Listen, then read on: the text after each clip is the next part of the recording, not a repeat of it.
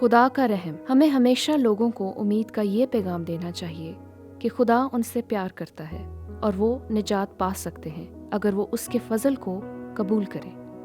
میں زکریا امیر ہوں۔ لوکا کی انجیل کے اس حوالے میں ہم دیکھتے ہیں کہ یسوع اپنے رحم کا اظہار ناقابل یقین طریقے سے کرتا ہے، یعنی اپنے لوگوں کے لیے رحم کو۔ مجھے یہ بیان پسند ہے۔ اگر آپ کو یروشلم جانے کا اتفاق ہوا ہو تو آپ تصور کر سکتے ہیں کہ اس وقت کیا حالات تھے۔ یسوع ممکن طور پر کوہ زیتون پر تھا اور وہاں سے شہر کی طرف دیکھ رہا تھا۔ یسوع نے جو الفاظ کہے اس پر غور کریں۔ اے یروشلم، تو جو نبیوں کو قتل کرتی ہے اور جو تیرے پاس بھیجے گئے ان کو سنگسار کرتی ہے۔ یہ بنیادی طور پر پرانے عہد نامہ کے نبیوں کی کہانی ہے جن کو بار بار بھیجا گیا تاکہ وہ مسیح کی امید کے پیغام کو پہچانیں، لیکن انہیں رد کیا گیا۔ ان نبیوں کو رد کر دیا گیا اور بہتوں کو قتل کر دیا گیا، اور پھر یسوع کہتا ہے کہ تم میرے ساتھ بھی یہی کرو گے۔ پھر وہ بات جاری رکھتے ہوئے کہتا ہے، کتنی ہی بار میں نے چاہا کہ جس طرح مرغی اپنے بچوں کو پروں تلے جمع کر لیتی ہے اسی طرح میں بھی تیرے بچوں کو جمع کر لوں، مگر تم نے نہ چاہا۔ یہ نہایت ہی خوبصورت تشبیہ ہے کہ آپ نے کبھی یہ منظر دیکھا ہے جیسا کہ میں نے فارم پر کام کرتے ہوئے دیکھا، مگر تم نے نہ چاہا۔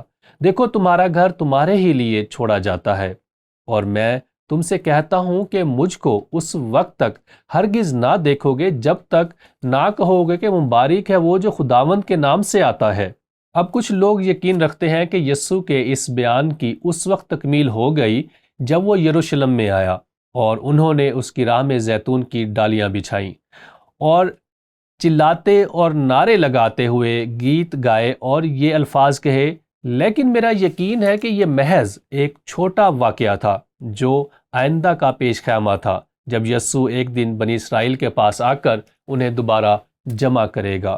اور بنیادی طور پر ہم اس بات کو پورا ہوتا دیکھتے ہیں، یا ہم دیکھتے ہیں کہ اس کی پیشگوئی کی گئی تھی، یا مجھے کہنا چاہیے کہ زکریا 12 باب کی 10ویں آیت جیسے حوالے میں یہ پوری ہوتی نظر آتی ہے، اور میں نے اسے عنوان دیا ہے مصلوب نجات دہندہ۔ آپ اس بات کو ذہن میں رکھیں کہ زکریا بنی اسرائیل کے بارے میں بات کر رہا ہے، اور میں داؤد کے گھرانے اور یروشلم کے باشندوں پر فضل اور منجات کی روح نازل کروں گا، اور وہ اس پر جس کو انہوں نے چھیدا ہے نظر کریں گے۔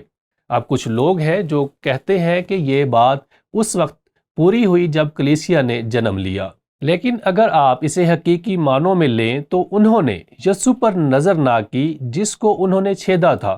انہوں نے یسوع کو نہیں دیکھا تھا، انہوں نے یسوع کے بارے میں خوشخبری کو سنا تھا، اور انہوں نے بشمول ہمارے یسوع کو صلیب پر جڑا تھا۔ میرا یقین ہے کہ یہ مستقبل کی بات ہے۔ مزید لکھا ہے، اس کے لیے ماتم کریں گے جیسا کوئی اپنے اکلوتے کے لیے کرتا ہے، اور اس کے لیے تلخ کام ہوں گے جیسے کوئی اپنے پہلوٹے کے لیے کرتا ہے۔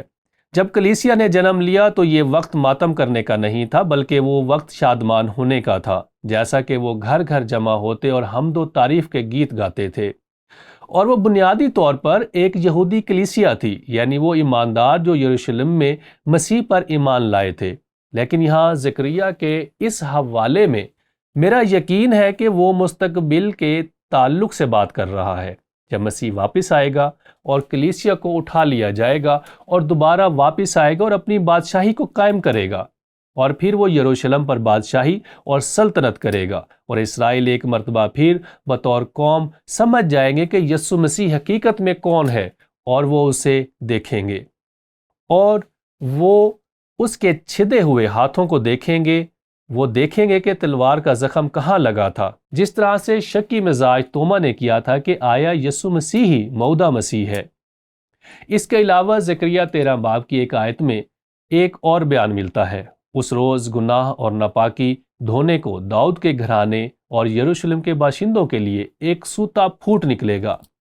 دوسرے لفظوں میں ایک دن وہ جان لیں گے کہ یسوع مسیح نے ان کے لیے اپنا خون بہایا تھا، اگرچہ اس وقت انہوں نے اسے قبول نہ کیا تھا، لیکن انہیں ایک اور موقع دیا جائے گا کہ جب خدا ابراہام سے کیے گئے تمام وعدوں کو پورا کرے گا، اس لیے وہ عہد کبھی نہ توڑا جائے گا۔ اس لیے اس چشمہ سے مراد یسوع مسیح کا خون ہے جو کہ پاک ترین چشمہ ہے۔ لیکن آج یہ بات اسرائیل کے لیے کس طرح سے مطابقت رکھتی ہے، پالوس نے اس بارے میں بات کی ہے۔ جب پالوس ایمان لے آیا تو وہ اس بات کو سمجھ گیا تھا، یعنی کلیسیا کے بھید کو جو اس پر ظاہر کیا گیا تھا، لیکن وہ یہ بھی یقین رکھتا تھا کہ ایک دن خدا اسرائیل کے ساتھ کیے گئے وعدوں کو پورا کرے گا۔ اس لیے وہ رومیو 11 باب کی 25ویں آیت میں یوں لکھتا ہے، اے بھائیو، کہیں ایسا نہ ہو کہ تم اپنے آپ کو عقل مند سمجھ لو، اس لیے میں نہیں چاہتا کہ تم اس بھید سے ناواقف رہو۔ وہ بنیادی طور پر یہ بات غیر اقوام سے کہہ رہا ہے کہ تمہیں اصل زیتون کے اندر پیوند کیا گیا ہے، کہ اسرائیل کا ایک حصہ سخت ہو گیا ہے، اور جب تک غیر قومیں پوری داخل نہ ہوں وہ ایسا ہی رہے گا، اس وقت تک جب مسیح کا پورا بند جمع نہ کر لیا جائے، اور پھر یسوع مسیح دوبارہ آ جائے گا، اور اس صورت سے تمام اسرائیل نجات پائے گا۔ چنانچہ لکھا ہے کہ چھڑانے والا سیون سے نکلے گا اور بے دینی کو یعقوب سے دفع کرے گا، اور حقیقی زیتون کا درخت اور تنا اسرائیل ہوگا، اور ہم جو غیر اقوام ہیں اس میں پیوند کیے گئے ہیں، اور یوں ہم مسیح میں ایک ہو جاتے ہیں۔ اور پھر وہ وضاحت کرتا ہے، اور جب وہ یعقوب کے بارے میں بات کرتا ہے تو یہ بنی اسرائیل کی طرف اشارہ ہے، اور ان کے ساتھ میرا یہ عہد ہوگا جبکہ میں ان کے گناہوں کو دور کر دوں گا۔ میرا یقین ہے کہ بنی اسرائیل کے لیے مستقبل کا منصوبہ ہے، لیکن آج توجہ اس بات پر ہے کہ یسوع مسیح کے بدن کو ارشاد اعظم کی تکمیل کرتے ہوئے تعمیر کیا جائے، جس میں یہودی اور غیر اقوام مسیح میں ایک ہو جاتے ہیں۔ مجھے پہلا یوحنا پہلا باب کی 7ویں آیت بہت پسند ہے، لیکن اگر ہم نور میں چلیں جس طرح کہ وہ نور میں ہے تو ہماری آپس میں شراکت ہے، اور اس کے بیٹے یسوع کا خون ہمیں تمام گناہوں سے پاک کرتا ہے۔ ہم سب یسوع مسیح کے خون کے وسیلے سے بچائے گئے ہیں، اور میرا یقین ہے کہ یہی اسرائیل کا مستقبل ہوگا۔ لیکن اس وقت یہودی اور غیر اقوام دونوں کو یسوع کا خون ہمیں تمام گناہوں سے پاک کرتا ہے۔ اگر ہم کہیں کہ ہم بے گناہ ہیں تو اپنے آپ کو فریب دیتے ہیں، اور ہم میں سچائی نہیں۔